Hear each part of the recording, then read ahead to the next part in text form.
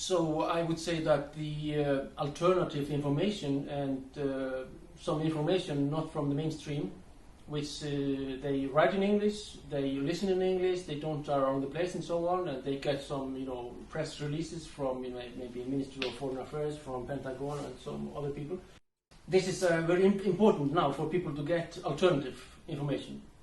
My information is not pro-Putin. It's not, it's pro-Russian, I don't know, but it's pro-human, I would say, and for dialogue, for understanding and so on. But what has been happening in Ukraine, and I think that one of the most important factors Putin went in or began this SVO operation is the announcement of Mr. Zelensky that he is going from Budapest Memorandum from 1994 and to be establishing a nuclear power under his own regime, government, let's say, Vladimir Zelensky. So this intolerable or unacceptable, I would understand such phrases from Sergei Viktorovich, from Lavrov, from Putin as well. So you have to be objective, because people in the West, they think, oh, Putin woke up in terrible conditions, he was dying of cancer, he wanted to commit suicide, and he decided to begin this war operation, invade Ukraine 4 o'clock in the morning on 24th of February. Well, this is not the case, The prelude, we have a prelude towards these terrible things, and that is what has been happening, especially the last 8 years, if not more, in Ukraine. So we just have to be objective, and we have to go deep into those facts. It's a factologia. We have facts. It's not just the shallow surface. It's a deep historical and processes, breakup of Soviet Union, Russian Empire, Pan-Slavianism, Orthodox people, new Ukrainian power from which came feeded by this Maidan revolutions or putsch or coup d'etat and so on.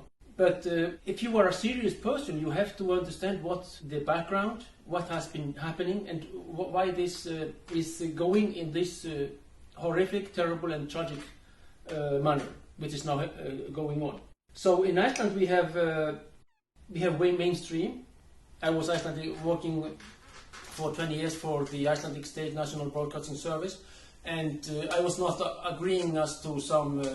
My information as a Moscow correspondent was independent from Reuters, from BBC, and those people. BBC is going very low now. It was the etalon of good journalistics, BBC, but it's unfortunately they went low and they are going lower and lower. So I went from this. They just say goodbye, we will do it from Reuters. But I was in Moscow speaking Russian. This is especially the Yeltsin regime, the Kosarev, this Minister of Foreign Affairs, I would say not a good professional minister.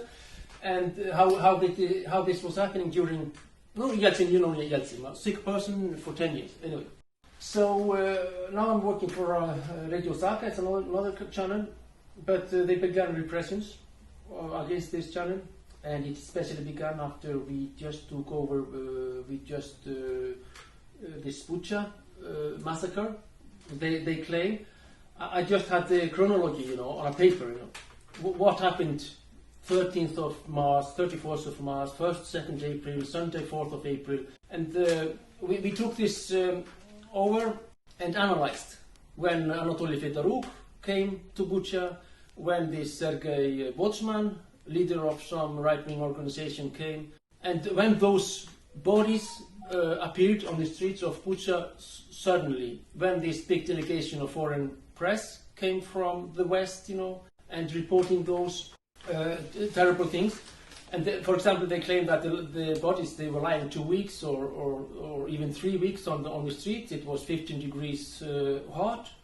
They would change in 2 days, 3 days, of course. So this was absurd, and after this we took this and just, analyzed this information from the West, which they were, just stamping into the people that the Russians are atrocities and sadists and murdering people on a bicycle, old lady buying bread, It was also interesting, they had the yellow armband, the white armband, which was loyalty in those cities.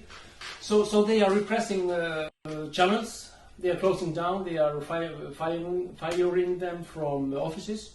and so on and so on.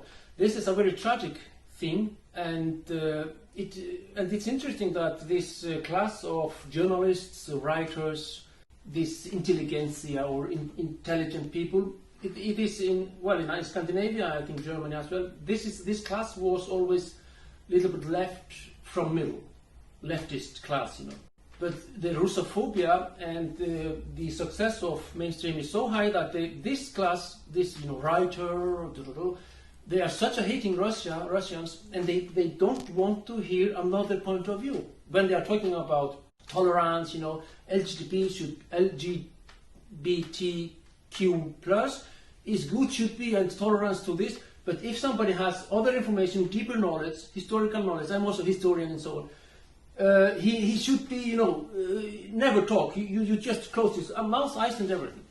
This is horrific. And what is now going on, I think that the Crystal Knights in Germany in the 30s, they are going to come again or happening in Scandinavia, for example. Because they are, people should boycott advertisement, not advertise on this station, and those goods which are advertised to boycott them as well, This is from prominent social democratic thinking people, young writers, journalists in Iceland and maybe other countries, but I know my country. So the mainstream is stamping, filtering into the brains of the whole population, 95%, I don't know. But at last I want to say that alternative press, on the internet, those censorship on Facebook, on Twitter, on YouTube, it's going harder, and the police is coming, and it's terrible stories going on in Germany, Holland, and other countries and so on. But the alternative, it is growing, and people are opening up eyes and many people don't read books. They're not interested. They take the mainstream, and we should kill all Russians. But I think 50%, even more, of people with education and thinking and thinking openly for those open societies and so on, they want alternative information. And I think this process is developing quite quickly and in interesting manner and coming up. But those ruling classes, ruling elite, or how to put it, they are so afraid of other opinion, which is quite strange, I would say, while maybe they are hiding behind lies, because the Russians, Putin, and Lavrov, they just go sincerely, easy. He feels very good in audience, Putin. He gets some question, he answers us to his knowledge, and I would say in a sincere way. But when you are lying, you would be nervous. But Lavrov never came to United Nations with some capsula with white powder. What was this powder? Nobody knows what it was. It's not the method of Russians. So they go easily, and as far as I understand, they are reaching what they were trying to do. I don't know, but I go for peace, of course, friendship of all people, all nations, international and everything like that. But I would say the classes and the ruling elite in Iceland, in other countries, they are afraid of something. I don't know why, but this is a fact.